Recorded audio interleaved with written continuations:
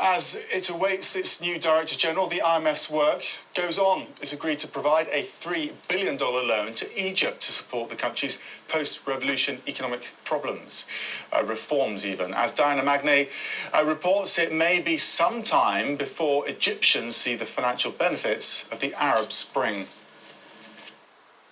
Janet Wahib has worked in quality control at this Cairo garment factory for 6 months. She wasn't out on the streets during the revolution. She felt she should keep on working so the country didn't come to a standstill. This revolution started, she says, so people could improve their standard of living and get better jobs. It started so that we could be better, not worse off than before. For the tourism sector, which accounts for 1 in 8 jobs in Egypt, things have definitely got worse. Normally in June, these boats, which are called feluccas, are packed with tourists. But now the people who run them are taking the time to do some basic repairs. The tourists are staying away, worried that the security in this country is still not under control. Investors, too, are wary as protests continue, and the country's political future after September elections remains far from clear.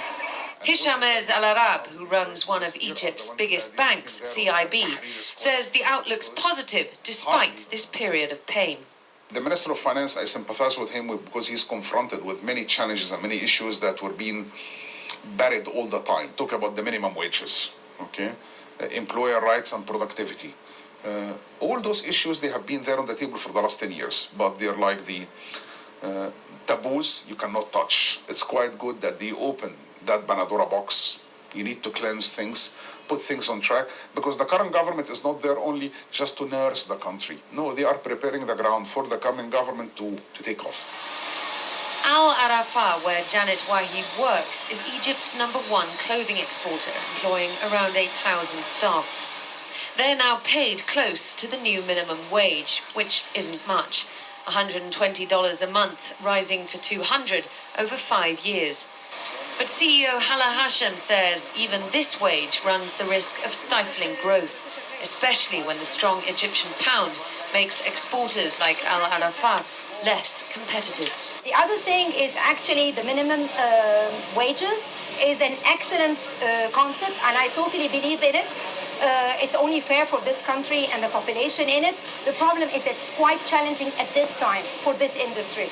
Perhaps the greatest challenge is managing expectations. Egyptians overturned 30 years of oppression in just 18 days. It'll take far longer for the average Egyptian to feel the economic benefits they fought so hard for. Diana Magnay, CNN, Cairo.